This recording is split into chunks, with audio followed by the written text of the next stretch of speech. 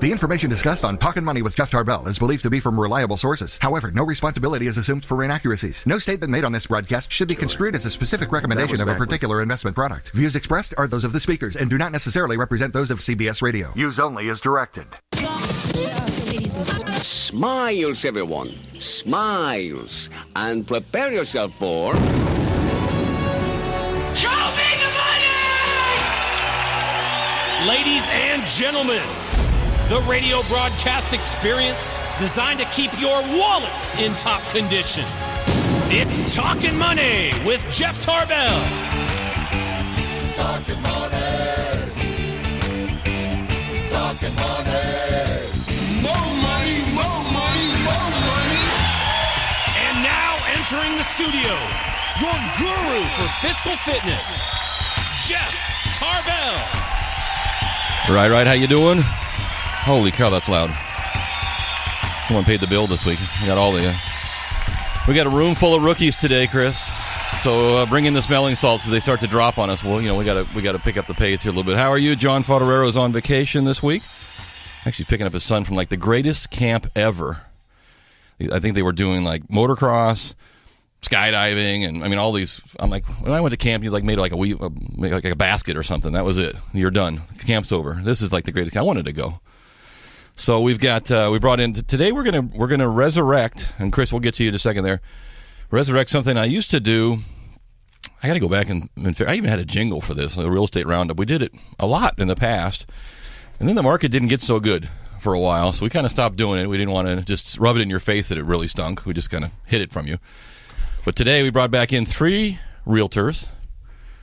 Placer, El Dorado, and Sacramento County are going to join us after the break, and we're going to talk a little bit about what's going on in our market here, in your market, and if you are a homeowner or a potential home buyer in those 3 counties, or I'm going to guess that what you learned today probably applies to Yolo County and San Joaquin County and just about everywhere in our general radius. Maybe not San Francisco. San Francisco is its own kind of weird market. But we'll talk a little bit about what's happening there. You can get in your calls and questions today if you'd like to, 339-1140. You can text me at 441140, or you can just sit there and do smoke signals, and we'll track you down. We start every show the same way. Tremendous political risk, and against CBS wishes, but we let him on the air for 30 seconds. The mind of Christopher Laud, what's happening? Not much. Okay. Hanging in there. Yeah. Which soccer shirt are you wearing today? Always Manchester City. Okay. This means nothing to me. Well, I'm going there in 3 months, so that's pretty cool. You're going to Manchester City? Yeah. How are you going to do that? Fly there. Good. So it's pretty cool being in Sacramento right now. Yeah. Demolition finally starting on the new arena, which I still am like forced to not believe until they're actually opening the doors of the new place. But that's just like living in Sacramento for 30 years. Uh-huh. Also, we've been talking about the Sacramento Republic. The last game that I was at, they had the record for most attendance in the league for a season, and we still got a whole month to go. So Sacramento's starting to be a pretty exciting place to live. And it's been incredibly hot. Imagine if the weather was any good here. Oh, yeah, imagine that. Well, you had the fair, too. That helped, right? And before you hang up, I got a quiz question for you here, because I always got to find some obscure thing that you probably know the answer to. So I was looking at starting pitchers. They're talking about the top-selling pitchers, the pitcher who draws the most traffic to their games. Do you want to take a guess which pitcher accounts for the most increased sales when they're pitching? Oh man, it can't still be Lincecum. No, he's not even on the list. I will go with. It's a guy that I don't know. You don't know? I don't watch that much baseball, so that doesn't mean anything. I barely know my own name on Saturday, so it's good. Easy start. Man, I have. Maybe, I wanted to say David Price, but they don't get many people in. He's number 5. Tampa. Yankees pitcher. Oh, I don't know his name. Is it the new Japanese pitcher? Yeah. He's 73% increase in ticket sales on the day he. Is that 73 or 7.3? No, 73%.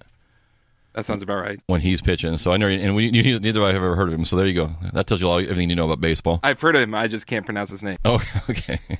Just pretend like you're ordering sushi, and we'll get it all at the same time there. We've got in the studio with us me this morning, Chad Phillips, Remax Gold, Sharon Diarelli, Remax Gold, Cynthia Harkey from Lyon up in El Dorado. Thank you very much for coming in. Your microphones are on, so you guys can talk.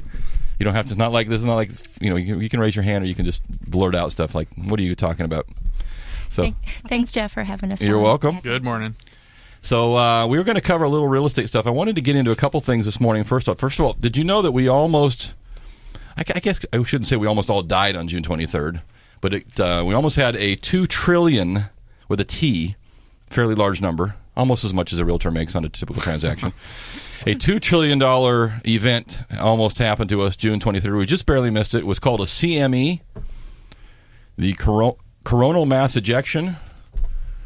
That sounds like something out of some sort of a movie, but it is the sun shot out a 1 billion-ton plasma cloud on June 23rd, 2012, and the Earth was just barely out of position to take the shot from that, and it would have caused a $2 trillion, basically the world's biggest power surge ever.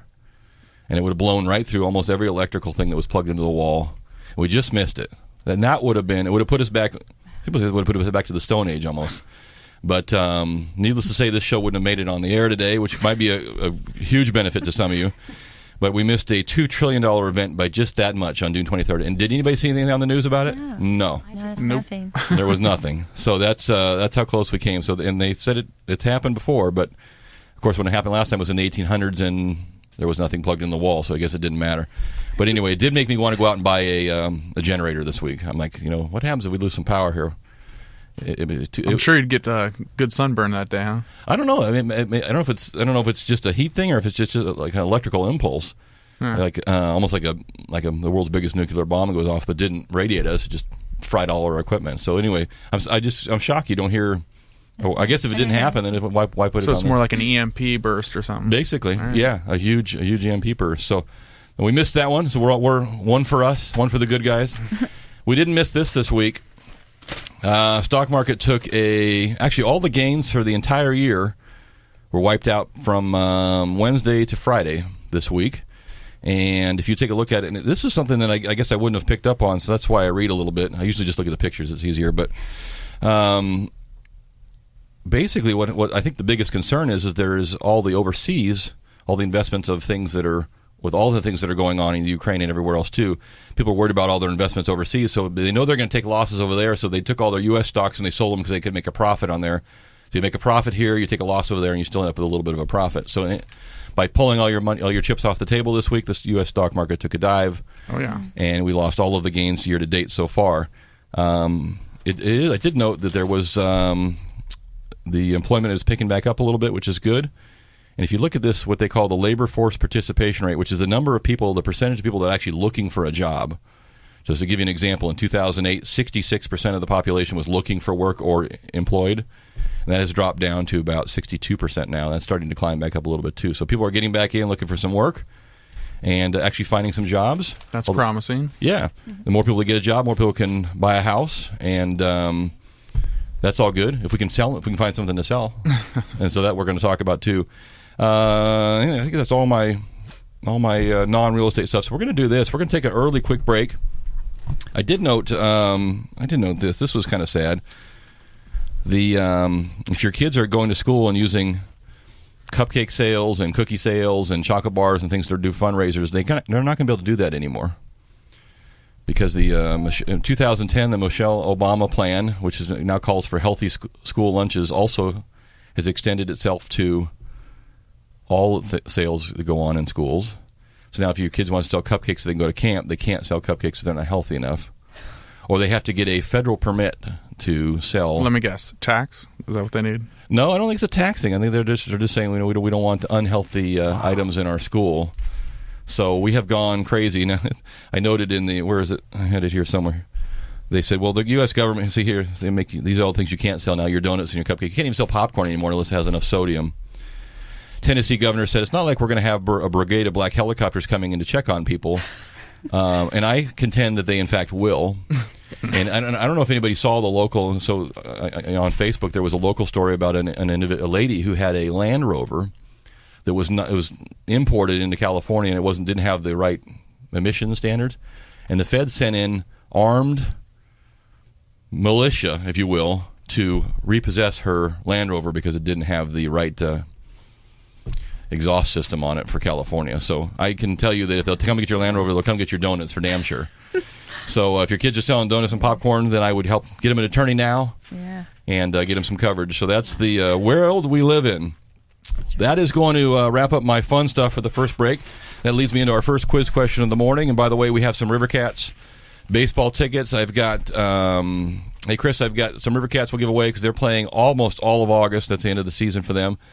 And I've got a couple pair of Hellwig concert tickets up in Amador County. We'll give away for August 23rd. So where are we at? Today's August 2nd? Second. So, okay, a couple weeks. So that's good. The Parrot Heads, which is kind of the Jimmy Buffett tribute band, will be up there. So if you want, I got a couple pair of tickets for that. Your choice. And we'll go with this. We'll stay on the theme of donuts and cupcakes. About 29% of the world is overweight. The top 10 countries ranked by number of obese people in 2013 in the millions. The number one country, 86.9 million obese people. What is the number one country with the most obese people in the world? 339-1140. 1-800-920-1140. Apparently you cannot text me again. Is that not working again, Chris? It's working? I don't see anything. Richard. Sports bar in the Sacramento area. Talkin' money. Well, alrighty then. We're back to Talkin' Money with Jeff Tarbell. Right. How you doing? Happy Saturday. I'm just about tired of the 104-degree thing. I was up, did a little motorcycle ride up in Tahoe the other day. It was like, I don't know, about 68 degrees. I was stopped at Sunnyside, had a little lunch, and it just started raining. It was about 68 degrees and raining. I'm like, oh, this feels great. And by the time I had hit Sierra College in 80, my bike's at just about 105. You know, so that it was quite the swing. So Tahoe maybe the place to be. We should have done this live. What are you guys thinking? We should have been on remote. Chris, did we get a winner to our quiz question? Yeah, we did. Okay. So 29% of the world is overweight, and the top 10 countries ranked by number of obese people in 2013. Number one, 86.9 million people in the United States. This is not the number two. Surprises me. And if you had to guess, I mean, you always hear that Mexico's overweight. I would have guessed they would have been somewhere in the top one or two, and they're not. China is number two. I thought I didn't know the sumo guy. I don't know. Yeah, well, there's like 5 sumo guys, but everybody else seems like they're in pretty decent shape, and they're riding their bikes all the time. India, Russia, Brazil, Mexico, Egypt, Germany, Pakistan, and Indonesia. So there you have it. We are number one. Shocker. Again. But not anymore, because Michelle Obama and her donut thing is going to put us out of business. Speaking of Tahoe, I guess I missed out on this. I don't know if you guys made a deal of this, but Larry Ellison sold one of his houses up on the lake, and over on the East Shore. Where was this place? $20.35 million. I made an offer. My offer wasn't accepted. I did the 0.35 part. I offered all cash, but I didn't. I just got beat out there a little bit. This was over. I guess he bought Glenbrook. So in 2006, he paid $11 million for it. He sold it for $20 million. The rich get richer, and the rest of us show up on Saturdays and do radio. But anyway, nice little place. Went for $20 million, and wonder who bought it. You know, it was some sort of an LLC, so some kind of a residential property management LLC. So it could be even some group that's going to maybe put together, rent it out or make it kind of a luxury rental property. I don't know. Nice looking place for $20 million. I could do a lot of stuff for $20 million and then rent that place for the week. Just me. But speaking of $20 million in real estate, we have 3 real estate experts in here this morning. Each one of them are going to, and although all 3 of you probably have represented people in all 3 counties. Absolutely. At one time. But I had to make you pick a county. So we brought in Cynthia Harkey, who's from Lion Real Estate, and you're out of the, where is your office, at Placerville? Yeah, Placerville. Okay, so you're going to come and talk a little bit about El Dorado County this morning. And for those of you who are not familiar with our area or not that great, basically El Dorado and Placer County both run up the freeways to Lake Tahoe, if you will, on each side of Folsom Lake, which used to be Folsom Lake. And then Sharon Diarelli is going to talk about Sacramento County a little bit, and Chad Phillips, both of them from RE/MAX, is going to talk a little bit about Placer. And I did get, it's interesting, I got this, this was just a kind of a generic email I got from a realtor this week, and it was kind of a little chart showing basically asking price and sold prices, and this goes back from a year ago, April 13th to April of 13 to June of 2014. and there was a pretty good gap between the ask and the sale price. The average, according to this chart, average asking price for sale price $375, average sold price $294. It's a little bit of a gap in there, and maybe that just tells us the low end stuff is selling really quick in some of the. I think that's exactly what it is. That's a different stat from what listing price to sale price on a property is. Exactly, because that's a huge gap. Yeah, that's not. And when you look at the actual true list price and sold price, then those numbers are usually very, very tight. It's around 3% in Placer, and I'm guessing probably around the same for Sacramento and El Dorado. Yes. Yeah. So what I want to cover today a little bit is I think that what I'm finding is that we have a large number of people coming in that would like to get back in the market, and I should say either in the market for the first time or back in the market. So you either have boomerang buyers that were part of the foreclosure, short sale, bankruptcy, a lot of that happened now going on almost 5 and 6 years ago, 2008, 2009.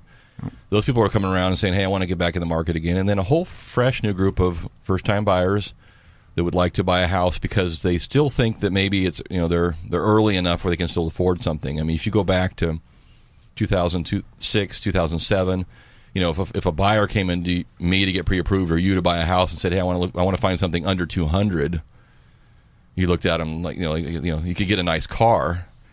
For something, but there wasn't. I mean, there was nothing, in that price range. And then all of a sudden, we got back, and you could actually find houses again that were in the 150 range. And now that's we're starting to see that go away. So I wanted to get your guys' input and see what you think. Where are we, just in general? You don't have to give any numbers, but just in general concept, where are we in terms of kind of this trade-off between buyer and seller? Are we starting to see buyers kind of get the upper hand again, or sellers still can, this is my price, I price it 10% more than it should be, and we're sticking to it? I would absolutely say that. There's definitely a pullback. Yeah, there's a slight pullback going on. The inventory's up, so it's simple supply and demand. You've got a lot of houses on the market, and the sales are staying relatively flat.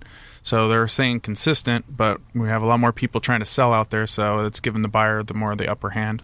Yeah, we're seeing a lot of backing out of contracts. I've had a few within the last few months where buyers are basically, testing the waters or getting into contract and then finding a better house. Okay. And then basically they're waiting for more inventory to hit the market, which it is. So it's creating a lot more opportunity for them to... More things to look at. Yeah, because for a while there, certainly you had... It almost got back to that. Remember that frenzy where people would be making offers on something they hadn't even seen yet. Yeah, they were even writing them, releasing all contingencies with the offers there. That was about a year and a half ago. There was a short window of that. So there's definitely been a big shift. What are you seeing up in El Dorado, Cynthia? We're seeing a lot of price adjustments now. We're seeing a lot of fallout, like you guys were saying. Right. Both you guys were saying a lot more fallout. I think we're kind of transitioning more into a normal market where it's not really a buyer or seller's market. It's just sort of neutral. We don't see a lot of multiple offers, but more contingent offers now, more creative financing, say seller's financing, or just trying to be more creative of how we can keep the transaction going on. So yet I hear this from the three of you, and yet if you go look at my office, I've got a screen of 50 buyers that all have gone through the initial steps for me to get something pre-approved, and some of them, I think almost all of them have found an agent or came from an agent. So someone's out there helping them, and yet I check back with them on a semi-weekly basis every couple of weeks, and I can't find anything. And I don't know whether it's what you're talking about. All of a sudden they're starting to think, well, I don't want to settle for that. I think maybe there's a better deal out there. And is there a point? Is there a price point where you say, below this, there still isn't anything to buy? Absolutely. That's what we're kind of generalizing here. But, under the 300 price range for Placer, I think Sacramento as well, it's still a hot market. Exactly. It is. But once you start to get 400,000 or 500,000, I think your buyer pool really shrinks. The amount of people that are affording the move-up buyers are slower right now. I think people are just kind of trying to hold on to what they've got.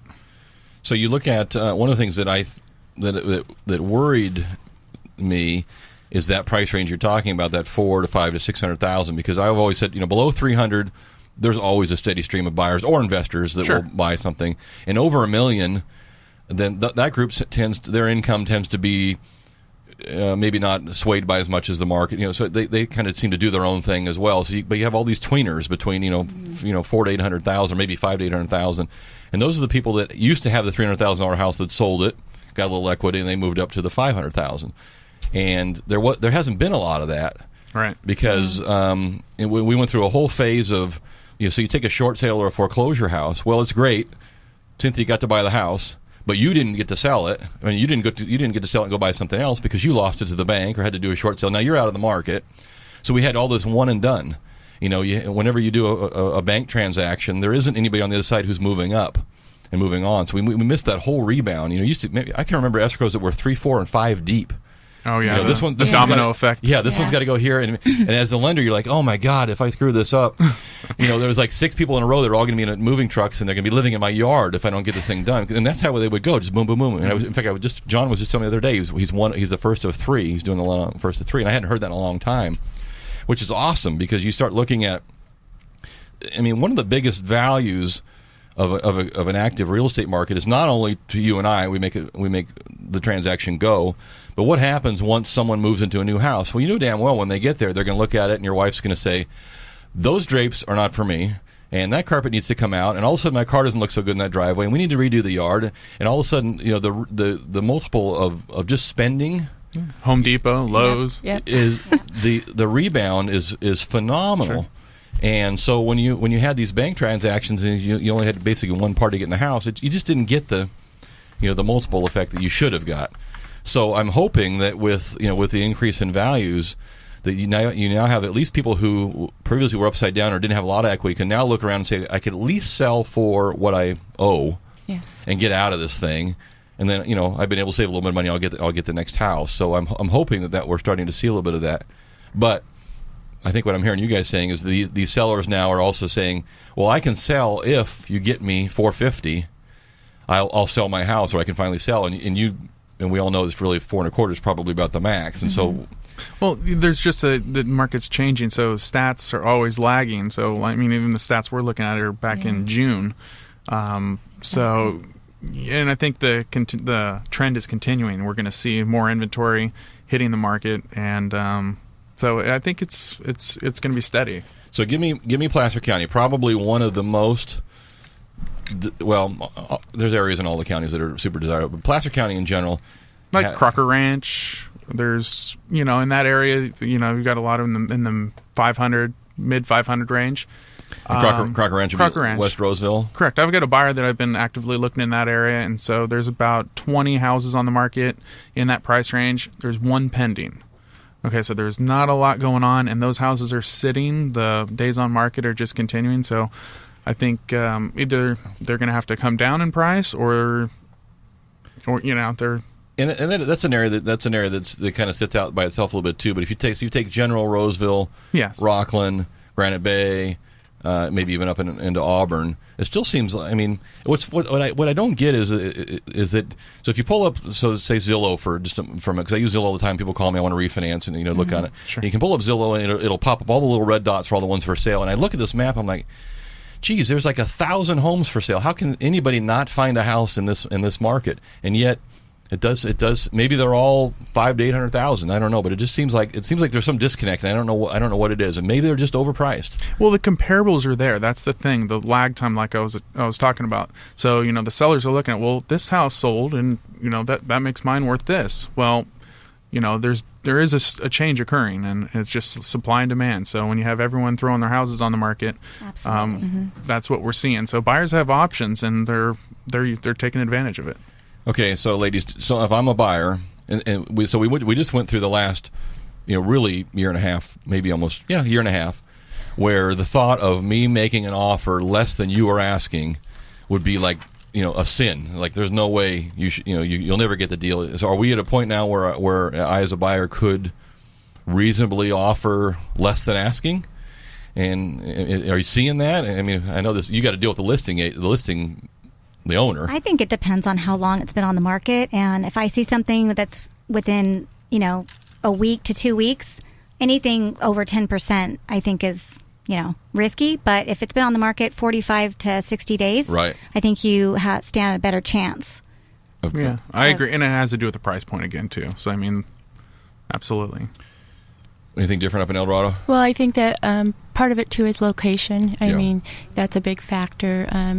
A buyer coming in, might want to be, if they're commuting down to Sacramento or something like that, they want to be within the distance so that it's an easy commute to get the kids to school and, get on. Yeah, a little more El Dorado Hills than Pollock Pines. Yeah, I think that El Dorado Hills and Cameron Park are always hot areas, because it's an easy commute for most people and it's a desirable area. But Placerville, Pollock Pines, it's more affordable for the first-time buyer up that way. Yeah, just purely because of commute. Yeah, a lot of that. Because as you get up there a little bit more, other than right in Placerville where you have some small house or small lot type stuff, you're starting to get into some acreage and some bigger, and just by definition, a 1 acre lot, adds some value to it that a quarter acre wouldn't. So exactly, I think that part of the problem up there too with the acreage is there's other concerns we have to think about because we had the big fire up there. So those are insurance is becoming really hard. Really. And then water. Some properties out on the outlying areas are on wells, but if you're not, you have to worry about that. The water is a big concern up in El Dorado County. I don't know how you guys are doing, but I'm sure everywhere it's that way. So. Yeah, I didn't think of it. And you go over. I had some properties in Georgetown, which is also El Dorado County, on the other far end, and insurance was a big issue. Partly because there wasn't there was not a full-time fire department over there. So things you have to look at. And when we come back, I want to take a quick break and come back about this is out of the Wall Street Journal: 10 things your real estate agent won't tell you. And there was also I got to make a note here: the Uber real estate agents. We'll bring that up too. We'll talk about those when we come back. I do have another quiz question for you. What do I do with it? Here we go. I thought this was interesting. This is a little bit off the topic, but they started comparing big tech giants and the number of staff they have versus the profitability per employee. And they compared just kind of the big five, if you will: IBM, Oracle, Microsoft, Google, Apple. So out of those companies, which is the most profitable per employee? Most profitable company per employee. 339-1140, 1-800-920-1140. You can text us at 441140. I've got some tickets to go see the Parrot Heads up at Hellwig Winery on August 23rd. Got some Rivercats baseball tickets, Roundtable Pizza, or just my enduring love for you. Either way, you pick one. My name is Jeff Tarbell. This is Talkin' Money. We're going to take a quick break. We'll be right back. Right. Little motley crew on a Saturday morning. Wake up. Hey, we start at 9 o'clock. We expect you on time. If you're just tuning in now, slacker, you're 35 minutes late. We'll find you, and we will hunt you down. In the studio with me this morning, Cynthia Harkey from Lion Real Estate out of Placerville, Sharon Diorelli from Remax Gold out of Sacramento, Chad Phillips out of Remax Gold out of Placer County, Roseville, Rockland, wherever he feels like being. He's a mobile dude. Chris, did we get a winner? And Chris has my thing. How much? What was the profit per employee, Chris? It was Apple was the winner, but the box was it $461,000, something like that. $461,000 in profit per employee. Not bad. Slightly more than our office makes, just slightly. And so that's like Chad said during the break, the world's most valuable company. You'd think that they figured all that out. So our text line is open this morning. If you want to jump in, you can text us at 441140. You can call us 339-1140 or 800-920-1140 if you want to speak to one of the people on the panel. Ask about your area, what's going on, and what you're seeing, why you can't find a house. That's all good. There's no bad questions, just stupid answers from us. We'll get that all. I did get this. I was you ladies took a quick break there. I was talking to Chad during the break. So this is talking about inventory, and so you got to consider this if you're a buyer and a seller because this is going to affect both. Locally, Blackstone Investment Group has been pretty active. There's another group, U.S. Homes, which 4 years ago bought $40 million in houses in California and Nevada. Twin Rock Partners is getting ready to sell.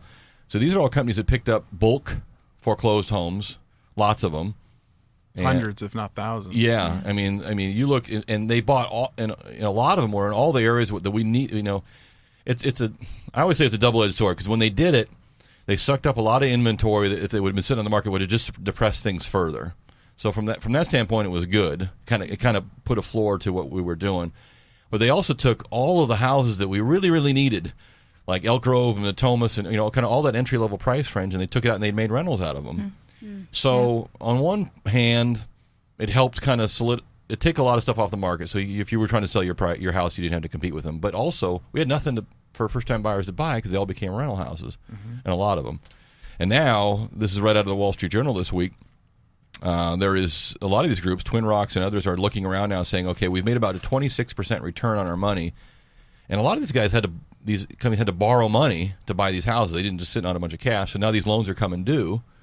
So they're saying, well, what do we want to do? Well, we made 26% in a couple of years. Why don't we just unload these things and get rid of them? And on top of that, you've got all the individual investors that paid cash for houses. They're looking around saying, do I really want to be a landlord, or did I just do this to, make the ride up? So there is a fairly large consensus that a lot of these houses are going to hit back on the market. Yeah. They'll have to leak them out. They will have to. They will shoot themselves in the foot if they unload them. If they don't, you drop 1,000 houses in the Sacramento Valley on the market, and the whole market, the prices are going to dwindle quickly. Right. Now think about it though. If a lot of these are rented, there's a process of notifying the tenant and getting them out on the market. You got to rehab, probably clean them up a little bit too. But I'm with you. If there's some kind of a bulk sale again, we're going to see some dramatic price drops. Now, these houses are for the most part in the bigger metropolis area. So so El Dorado County probably doesn't have a lot of them. Mostly Sacramento. Yeah, Placer County doesn't have a lot of them. Sacramento County would. So on the one hand, I'm kind of encouraged a little bit because we could use some reasonably priced houses that were in that entry level price point, which would be great. Mm-hmm. But I don't want to see 1,000 of them hit them. I don't even want to see 100 of them hit the market. They have the ability to affect the market, absolutely. Yeah, so you got to think. I mean, they're smart enough to have gotten in, purchased right. They should be smart enough to leak them out properly to make the deal. But it is if you are somebody who's just cannot find something, particularly in that lower price point, I do think that there will be some changes coming. But you just told me 2 seconds ago that one of the big investment groups, Blackstone. I did. I just got beat out on a property with Blackstone, so they are out there, still writing offers. I hadn't heard or seen it in quite some time, but no, they're still out there. But do you, and we don't talk about that group in particular, but do you see? Are they? You said maybe a lot of times they'll just write the offers blind. I mean, if they see like an all cash type of deal, the right price point. It's a business. They got a model, so if it's the square footage, the price per square foot, year built, whatever their model is, if it matches that, sure. I mean, they're not. That's not just. I'm not singling anyone out. That's just how investors in general will look at things. But do you? I mean, so you'll see houses that. Some houses it'll say all cash because the thing is a big piece of crap. I mean, are they going to come in and investigate? Or are they going to buy even the pieces of crap? It's a business. They're looking at the price per square foot. So on this particular one, the foundation dropped about 3 inches in the front of the house. So it's going to need a little bit of work. They did have an attached $28,000 estimate, but I'm sure it'll take a little more than that. So it was a short sale again. So you never know what the bank's going to actually agree to and what else you might be able to do. Get away with. Yeah. Let's talk about this for a minute. Let's back off the real estate market for a minute and just talk about the job of being a realtor or the process of using a realtor, because I think that there's in the internet age now, everybody knows everything, right? Mm-hmm. I mean, everybody's a genius. In Sacramento, it seems like everybody's double geniuses. I don't know what it is about this area, but everybody knows everything. So I have access to Metrolist MLS and Zillow and Trulia, which is now the same company, and Redfin and Century 21's website and Remax's website. So I can get all the information I need, and so that what else do I need to know? And so you get this a lot, and there's a lot of misconception that I have from buyers that are coming in saying, I said, hey, do you have a realtor that can assist you? Oh, no, dude, I just use the internet, and I don't want to pay for that.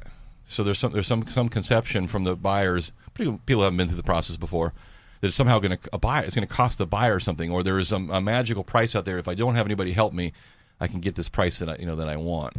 So what's your reaction? What is someone? So let's start with a buyer. What does a buyer need an agent? Well, for me personally, I think that the buyer needs an agent, because if you're a first-time buyer, you don't even know the process. So you need to get pre-qualified. You need to have a great lender, because if you don't have a good lender behind you, you're in big trouble from the beginning because you need to know what kind of loan you're going to get, what you qualify for, what you're pre-approved for. And then the process starts for looking, how do you look for a home? How do you stay within your budget? And once you get the offer in, who negotiates for you? I think that there's the inspections, a lot of things, times you don't even know how to go about getting the inspectors, the right inspectors, the contractors to do the work, the repairs. And there's just tons of disclosures, because we all know California is a sue-happy state, so we see a lot of that happening. So every disclosure is a result of that. So people always ask me when they were signing 5,500 loan papers, and they, what is all this? I said each one of those is a lawsuit that somebody else lost, somewhere along the line, or some senator came up with some idea. So Sharon, what are you seeing with either first-time buyers or repeat buyers? What's the benefit?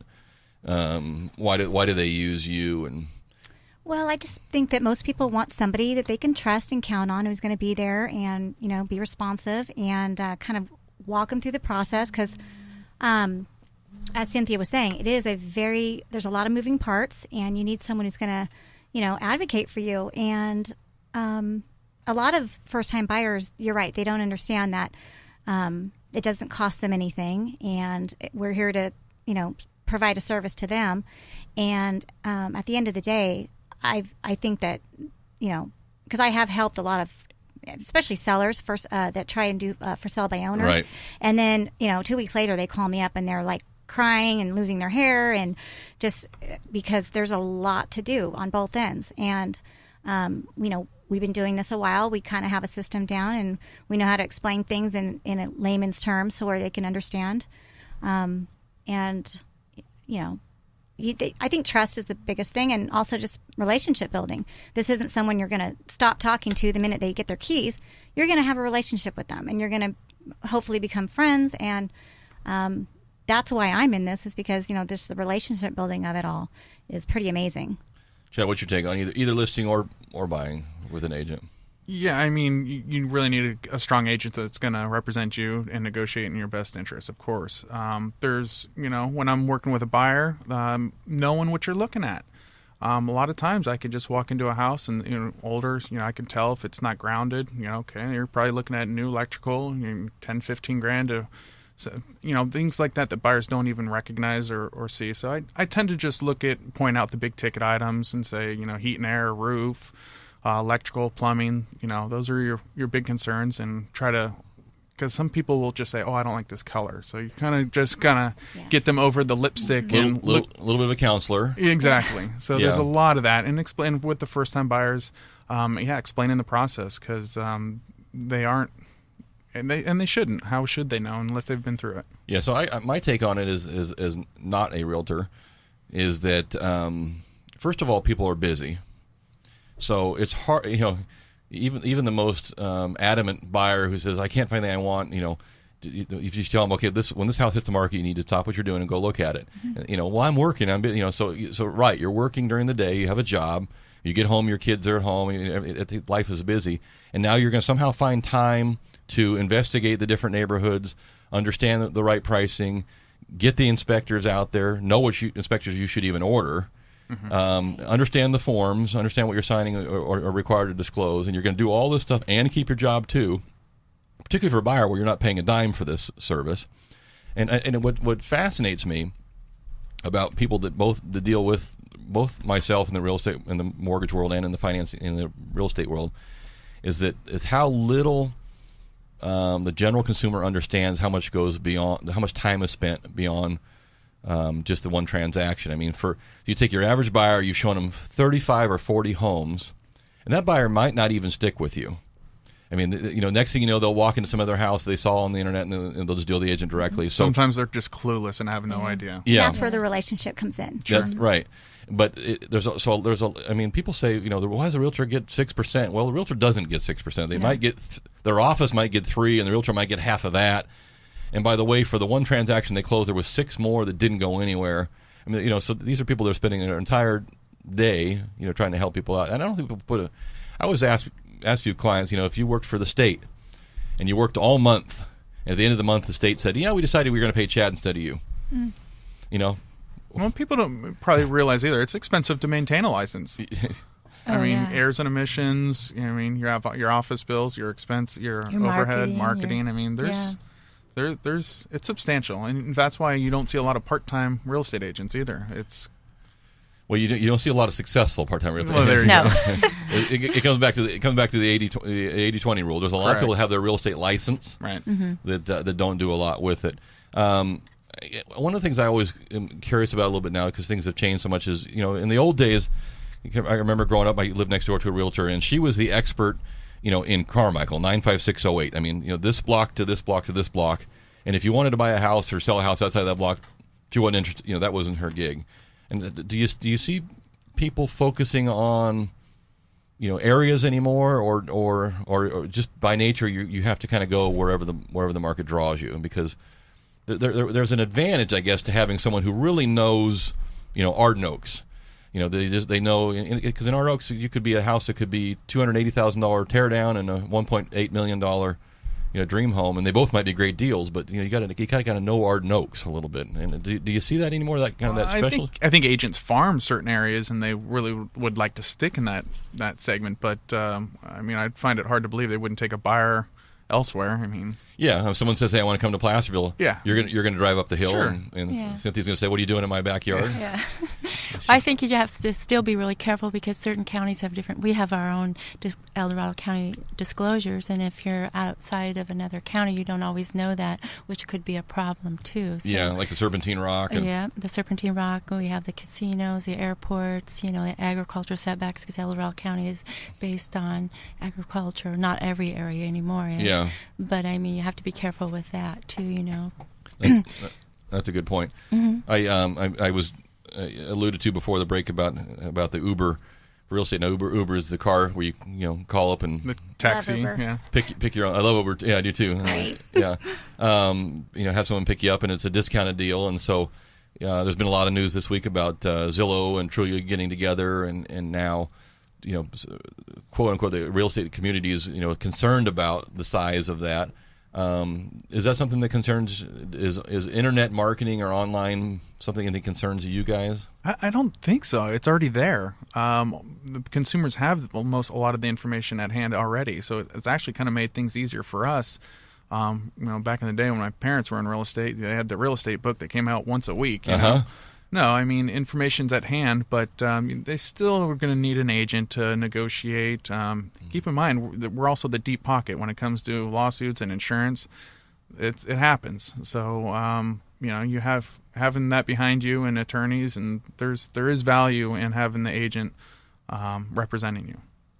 Here's I'll tease the 10. I think this is supposed to be a joke, but the 10 things your real estate agent won't tell you. Number 1, I'm using your house to sell myself, not your house.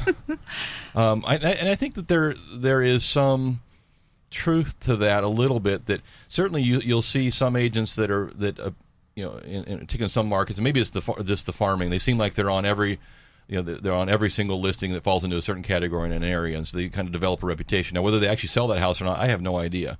But you certainly see them. Maybe as listing specialists is one of the ideas. So. Number 2 doesn't make sense. Number 3, our commissions aren't set in stone. So let's talk about commissions for a minute.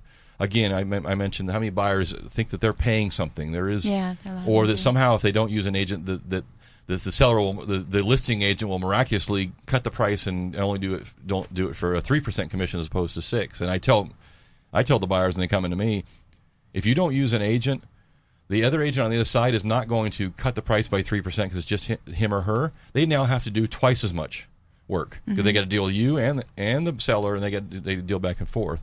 Now, do you want someone who works just for you, or do you want someone who works for both of you? And on paper, they should represent you both equally, and I'm sure that they probably do. But there's a load of work to be done there. And again, it doesn't transmit back to you in terms of cheaper price. So, but you do hear a lot of times from the list people want to do it for sale by owners. So one you just mentioned for sale by owners, and after 3 days they're like pulling their hair out. I don't want all these people in my house. I don't want to have to do all this. I don't even know if I priced it right. And you get, I think the biggest error is you get into the disclosures. Yes. If you want to be a for sale by owner and you now become the deep pocket. Mm-hmm. And if you don't disclose, for example, in El Dorado County, that the house is under a little private airport, and by the way, if you dig up the driveway, it's serpentine rock, you are in big trouble potentially. Yeah, you forget to check one box, and bye-bye. Yeah. And Do you see a movement on to where the 6% doesn't become the Bible anymore of commissions? So So if I have a $220,000 house for sale and you charge me 6%, okay, I get it. If I have a $2.2 million house, am I still paying 6%? Then you generally see, some negotiating. And if I have a $50,000 piece of land for sale, it's probably 10. Yeah. Yep. So I guess it's not in stone. It's negotiable. It's all negotiable. Yeah. Yeah. Well, the first thing they usually say is right after you cut commission. I just sort of like. Right off the bat, usually they want a 5% as opposed to a 6%, or they just don't understand how it works. Like you said before, they want to. Like I was just in a deal the other day, and right away, the buyer had lost the first buyer, or the seller had lost the first buyer, and I brought in the buyer, and I kept bugging this agent for quite a while. We wanted this house, and so we ended up both having to cut our commission because the seller had to have his price, certain price. Yeah, and I get that. Yeah, and so it's all workable, and it's for the benefit of both parties. But yeah. And again, I ask people there's no difference in the mortgage business. Can we reduce this and that? And the mortgage business has changed. The law now has changed dramatically. We don't even get to set our price. You guys are handcuffed. Yeah. There's no flexibility anymore. But I always ask them, does your boss, when you come in on Monday, does your boss ask you, can I cut your salary this week too? Yeah, exactly. Because you're still going to do the same amount of work. I just want you to do it for less. I mean, it's basically what you're asking. So it's an interesting conversation. That music means we've got to wrap it up. I am going to talk next week about some changes that are coming up with Fannie Mae and Freddie Mac. So if you had a house that was lost to foreclosure or short sale in the past, some of those rules are changing. We'll cover those next week with John. Our guest this morning, Cynthia Harkey, out of Lion Real Estate in Placerville. Sharon Diarelli out of Remax Gold right there on Fair Oaks Boulevard in Sacramento. Chad Phillips out of Remax Gold there in Roseville.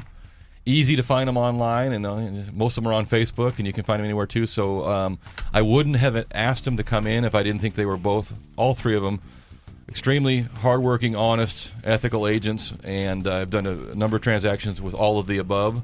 So I appreciate all three of you coming down on a Saturday, and enjoy the rest of your weekend. And thank you so much. Thanks for having us on. Thank you so much, Jeff. It was great. Good to get back into the real estate roundup again too. If you want some information on either of these three agents, you can also email me during the week, jeff@jefftarbell.com. And this show will be rebroadcast on our Talkin Money Facebook page. We'll see you next week, everybody. Aloha.